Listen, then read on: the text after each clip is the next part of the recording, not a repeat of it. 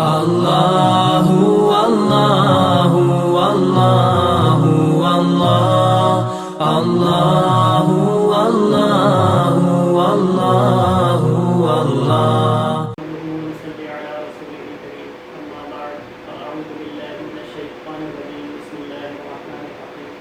وقال الله سبحانه وتعالى شهر رمضان الذي أنزل فيه القرآن صدق الله العظيم۔ وقال النبي صلى الله عليه وسلم من قرأ حرفا من كتاب الله فله به حسنة والحسنة بعشرة أمثالها لا أقول ألف لام ميم حرف ولكن ألف حرف ولام حرف وميم حرف۔ حضرت عبداللہ بن مسعود رضی اللہ تعالی عنہ فرماتے ہیں حضور نبی کریم صلی اللہ علیہ وسلم نے ارشاد فرمایا جس نے قرآن کریم کا ایک حرف پڑھا اللہ تعالیٰ اس کو ایک نیکی عطا فرمائیں گے، والحسنۃ بعشر امثالھا، اور اس ایک نیکی کے بدلے میں 10 نیکیوں کا ثواب عطا فرمائیں گے۔ پھر آگے آپ نے فرمایا لا اقول الف لام میم حرف، میں یہ نہیں کہتا کہ الف لام میم ایک حرف ہے، ولیکن الف حرف ولام حرف ومیم حرف، بلکہ الف ایک حرف ہے، لام دوسرا حرف ہے اور میم تیسرا حرف ہے۔ اس حدیث سے قرآن کریم کی تلاوت کی فضیلت اور ثواب کا اندازہ لگایا جا سکتا ہے۔ ترمذی شریف کی روایت ہے کہ ایک حرف پڑھنے پر اللہ تعالیٰ 10 نیکیاں عطا فرماتے ہیں، اور پھر حضور علیہ الصلوۃ والسلام نے کتنی وضاحت کے ساتھ اس کو بیان کیا کہ کوئی ایک حرف کا مطلب ایک لفظ نہ سمجھ لے، کوئی یہ نہ سمجھ لے کہ الف لام میم پڑھیں گے تو یہ ایک حرف ہوگا اور اس سے مجھے 10 نیکیاں ملیں گی۔ آپ نے فرمایا کہ الف لام میم کے اندر 3 حرف ہیں، اور الف لام میم جو پڑھے گا تو اس کو 30 نیکیاں ملیں گی۔ اب قرآن کریم کے اندر کتنے حروف ہیں، اگر انسان اس کی تلاوت کا معمول بنا لیتا ہے قرآن کریم کی تلاوت کا، اور پھر رمضان المبارک میں حدیث شریف میں آتا ہے کہ نفل کا ثواب فرض کے برابر کر دیا جاتا ہے، اگر اسی قرآن کریم کی تلاوت رمضان المبارک میں ہو تو اس کی فضیلت کتنی بڑھ جائے گی۔ اور رمضان یہ ماہ قرآن ہے، قرآن کریم میں آتا ہے شہر رمضان الذی انزل فیہ القرآن، رمضان وہ مہینہ ہے جس میں اللہ تعالیٰ نے قرآن کریم کو نازل کیا ہے۔ سورۃ القدر میں اللہ نے فرمایا انا انزلناہ فی لیلۃ القدر، کہ قرآن کو ہم نے لیلۃ القدر میں نازل کیا۔ اس مہینے میں اللہ نے قرآن نازل کیا ہے۔ جب اللہ نے اس مہینے میں قرآن نازل کیا ہے اس کا مطلب یہ ہے کہ اس کا اس مہینے کے ساتھ کوئی خاص جوڑ ہے، کوئی خاص ربط اور تعلق ہے، اس لیے اللہ تعالیٰ نے قرآن کے نزول کے لیے اس مہینے کا انتخاب کیا۔ قرآن نازل کرنا ہے تو اس مہینے میں نازل کرنا ہے۔ اس سے پتہ چلتا ہے کہ ان کی باہمی نسبت اور بہت مضبوط ہے۔ حدیث شریف کے اندر آتا ہے حضرت عبداللہ بن عمر رضی اللہ تعالیٰ عنہ اس حدیث کے راوی ہیں، حضور علیہ الصلوۃ والسلام نے ارشاد فرمایا الصیام والقرآن یشفعان للعبد یوم القیامہ، کہ روزہ اور قرآن قیامت کے دن انسان کی شفاعت کریں گے۔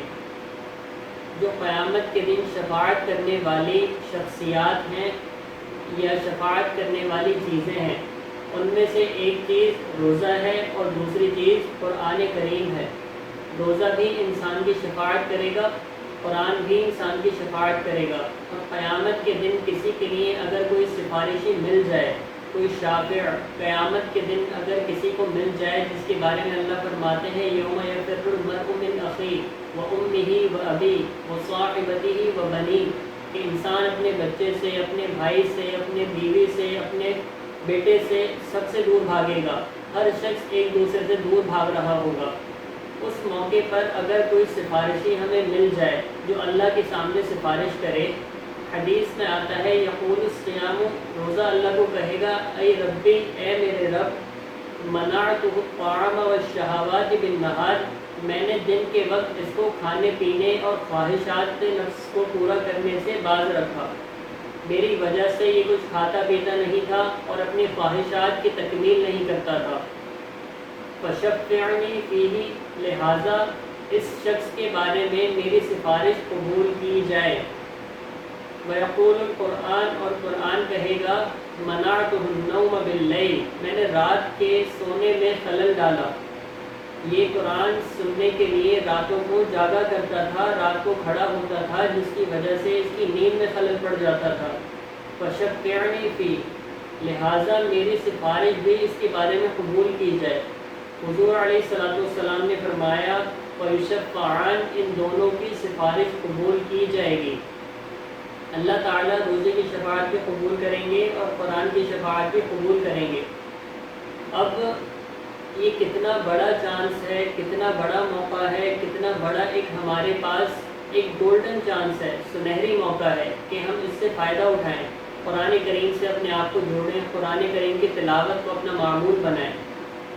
رمضان المبارک یہ وہ مہینہ ہے کہ رمضان کے مہینے میں صحیح بخاری کی روایت ہے ہر سال حضرت جبریل علیہ السلام آتے تھے اور حضور کے ساتھ قرآن کا دور کیا کرتے تھے۔ ہر سال رمضان میں حضور ان کو قرآن سناتے تھے، حضرت جبریل حضور کو قرآن سناتے تھے۔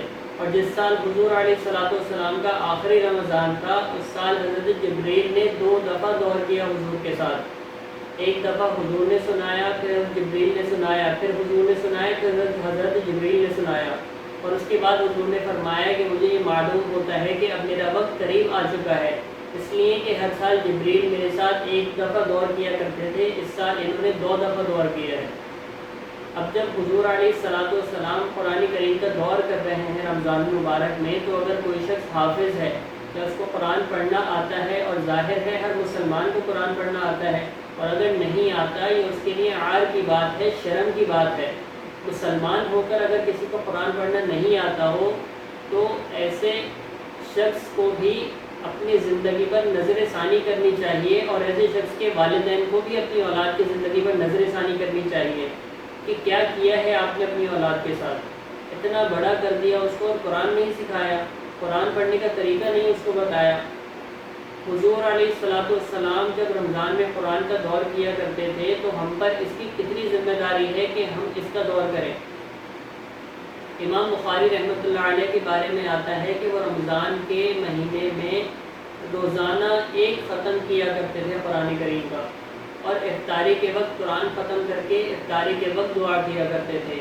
حافظ ابن حجر رحمہ اللہ نے فتح الباری میں لکھا ہے امام بخاری کے بارے میں، اور یہ تو ان کا دن کا معمول تھا، رات کو ہر 3 راتوں میں 1 قرآن مکمل کر لیا کرتے تھے، ہر روز 1 قرآن، اور راتوں میں ہر 3 راتوں میں 1 قرآن ختم۔ تو گویا 30 دن ہیں تو 30 قرآن یہ ہو گئے، اور 30 دن ہیں تو 30 راتیں ہیں، 10 قرآن 30 راتوں میں ہو گئے، 40 قرآن رمضان کے مہینے میں وہ ختم کیا کرتے تھے۔ امام احمد رحمۃ اللہ علیہ کے بارے میں آتا ہے روزانہ 100 رکعت نفل پڑھا کرتے تھے، اور جب ان کو کوڑے لگے اور ان کو سزا دی گئی، تکلیف پہنچائی گئی، تو اس کے بعد دن میں 150 رکعت نفل پڑھا کرتے تھے، اور اس وقت ان کی عمر 80 سال تھی، 80 برس کی عمر میں ان کا یہ معمول تھا کہ 150 رکعت نفل پڑھا کرتے تھے، اور قرآن کریم کی تلاوت کا ان کا یہ معمول تھا کہ روزانہ دن میں 1 ختم کر لیا کرتے تھے۔ اب ہم لوگ حیران ہوتے ہیں نا کہ ہمارے آج کے نوجوانوں کو اگر کہا جائے کہ فلاں شخص یا فلاں بزرگ دن میں 1 ختم کرتے تھے، وہ کہتے ہیں یہ ممکن کیسے ہے۔ یہ آج کے دور میں تو اس کا سمجھنا بہت آسان ہو گیا ہے۔ ہمارے نوجوان جب فیس بک پر بیٹھتے ہیں تو 10 بجے بیٹھتے ہیں، فجر کی اذان ہو جاتی ہے، ان کو پتہ ہی نہیں چلتا کہ ٹائم گزرا کیسے۔ تو اگر ان سے کوئی پوچھے کہ تم نے پوری رات کیسے گزار دی فیس بک میں، تو وہ کہے گا میں تو اس میں ایسا منہمک ہو گیا تھا کہ مجھے پتہ ہی نہیں۔ جیسی محبت ہمیں سوشل میڈیا سے ہے، ان لوگوں کو ایسی محبت قرآن سے تھی۔ یہ جب قرآن پڑھنا شروع کرتے تھے پھر ان کو پتہ نہیں چلتا تھا کہ یہ ٹائم کیسے گزر رہا ہے اور کہاں گزر رہا ہے اور کتنا گزر رہا ہے۔ جب قرآن پڑھنا شروع کرتے پھر ساری چیزیں بھول جاتے تھے۔ ہمارے ہاں تو اگر تراویح 2 منٹ تاخیر سے ہو جائے تو لوگ پریشان ہو جاتے ہیں کہ آج پتہ نہیں کچھ زیادہ پڑھ لیا قاری صاحب نے یا امام صاحب نے۔ 2-3 منٹ 5 منٹ کا اضافہ ہو جائے، بالکل پوائنٹ جو ٹائم نوٹ کیا ہوتا ہے اس پوائنٹ اور ٹائم پر ختم ہونا چاہیے۔ ایک آدھ منٹ اوپر نیچے ہو گیا تو بس ایک عجیب سا ماحول ہوتا ہے، اس لیے کہ باہر جا کے جو ہے وہ بہت بڑے کارنامے کرنے ہوتے ہیں، اگر ایک منٹ زیادہ ہو گیا تو بڑا مشکل ہو جاتا ہے۔ یہ ہمارا حال ہے، اور فیس بک پر، سوشل میڈیا پر، واٹس ایپ پر بٹھا دیں، یوٹیوب پر بٹھا دیں، گپ شپ کے لیے باہر چائے کے ہوٹل پر بٹھا دیں، گھنٹوں گزر جاتے ہیں، پوری پوری راتیں گزر جاتی ہیں، ہمیں محسوس نہیں ہوتا ہم مسلمان ہیں۔ پھر یہ رمضان کا مہینہ ہے، یہ خاص قرآن کا مہینہ ہے، اس چیز کا ہم اہتمام کریں، گھروں میں ایسا ماحول بنائیں کہ والدین ایک دوسرے سے مقابلہ کریں، والدین ہیں اپنے بچوں کو بتائیں کہ میں نے بھائی اس رمضان میں 2 ختم کرنے ہیں، بیٹا کہے بیٹی کہے میں نے 3 ختم کرنے ہیں، ایک دوسرے سے مقابلے کی فضا بنائیں۔ ہمارا مقابلہ ہوتا ہے کس چیز میں؟ اس کے پاس موبائل کا یہ ماڈل ہے تو میرے پاس اس سے اچھا ماڈل ہونا چاہیے، میرے بھائی نے یہ موبائل لیا تو میرے پاس اس سے زیادہ ریم والا موبائل ہونا چاہیے، اس کا کیمرہ اس سے بھی اچھا ہو، اس کے پاس یہ گاڑی ہے تو میرے پاس اس سے اچھی گاڑی ہونی چاہیے۔ اس مقابلے سے اسلام نے منع کیا ہے، اور یہ جس مقابلے کی میں بات کر رہا ہوں اس کی قرآن نے ترغیب دی ہے، وَسَارِعُوا إِلَىٰ مَغْفِرَةٍ مِّن رَّبِّكُمْ، قرآن کہتا ہے ایک دوسرے سے مقابلہ کرو، فَاسْتَبِقُوا الْخَيْرَاتِ، نیکی کے کاموں میں ایک دوسرے سے آگے بڑھو، ریس کرو، آگے بڑھو۔ یہ ریس ہم نہیں لگاتے، یہ مقابلہ ہم نہیں کرتے، اگر ہم مقابلہ کر رہے ہیں تو دنیا کی چیزوں میں مقابلہ کر رہے ہیں، اور اس مقابلے کا انجام سوائے حسرت اور ندامت اور ناکامی کے کچھ نہیں ہے۔ آپ کتنی دوڑ لگائیں گے دنیا میں؟ آپ اگر روڈ پر گاڑی چلاتے ہیں اور آپ یہ سوچتے ہیں کہ جتنی گاڑیاں جا رہی ہیں میں سب سے آگے نکل جاؤں، تو ایسے شخص کو کہا جائے گا کہ یہ پاگل ہے، بے وقوف ہے۔ ایک گاڑی سے آگے نکلیں گے، پھر دیکھیں گے دوسری گاڑی، اس سے آگے نکلیں گے، پھر دیکھیں گے تیسری گاڑی جا رہی ہے، پھر اس سے آگے جائیں گے۔ تو آپ کرتے جائیں، ساری زندگی گزر جائے گی، کوئی نہ کوئی گاڑی آپ سے آگے جا رہی ہوگی۔ دنیا کی مثال اسی طرح ہے۔ یہ حدیث میں اسی لیے آتا ہے انظروا الی من هو اسفل منکم، کہ دنیا کے لحاظ سے اس شخص کو دیکھو جو تم سے کمتر ہے۔ اگر تمہارے پاس جوتے نہیں ہیں تو اس شخص کو دیکھو جس کو اللہ نے ٹانگ نہیں دی، جو ٹانگوں سے معذور ہے، اس کو دیکھ کر شکر ادا کرو کہ میرے پاس جوتے نہیں ہیں، اس کی تو ٹانگیں نہیں ہیں۔ اپنے سے کم کو دیکھیں گے، شکر کی توفیق ہوگی، قناعت اللہ نصیب کریں گے، زندگی خوشگوار گزرے گی، ٹینشن ساری ختم ہو جائیں گی۔ اور دنیا کے دین کے معاملے میں اپنے سے اوپر کو دیکھو کہ یار اس نے 1 قرآن ختم کیا میں 2 کروں گا، اس نے 2 کیا میں 3 کروں گا۔ تو یہ میری آپ تمام بھائیوں سے گزارش ہے، اپنے سے بھی کہہ رہا ہوں، آپ سے بھی کہہ رہا ہوں، رمضان کے مہینے کو تو خاص کریں قرآن کے لیے کم از کم 1 قرآن کریم تو ضرور ختم کریں۔ کوئی ایسی ترتیب بنا لیں کہ میں نے روزانہ آدھا پارہ پڑھنا ہے، 1 پاؤ پڑھنا ہے، کہ آپ کو قرآن کریم فجر کی نماز کے بعد آدھا پارہ پڑھ لیں، عصر کی نماز کے بعد آدھا پارہ پڑھ لیں، 1 پارہ آپ کا ہو جائے گا، 30 پارے آپ کے مکمل ہو جائیں گے۔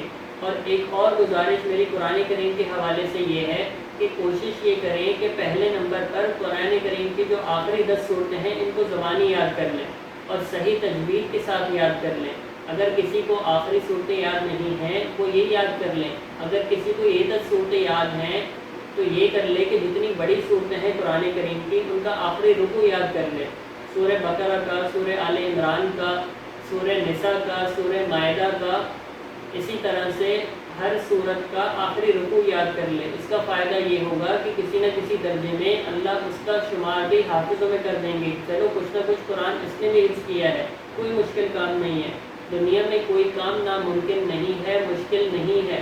اگر انسان عزم کر لے کہ میں نے یہ کرنا ہے وہ کر لیتا ہے۔ اگر اس چیز کا ہم معمول بنا لیں، اہتمام کر لیں کہ قرآن کریم کی ساری صورتوں کا آخری رکوع ہم یاد کریں، پھر جب آپ نماز پڑھیں گے نا اور نماز میں قل هو اللہ احد کے علاوہ کچھ اور پڑھیں گے تو آپ کو نماز کا لطف آئے گا کہ نماز پڑھنے میں کیا مزہ ہے۔ ساری زندگی قل هو اللہ احد میں گزار دیں گے تو نماز کا کیا مزہ آئے گا؟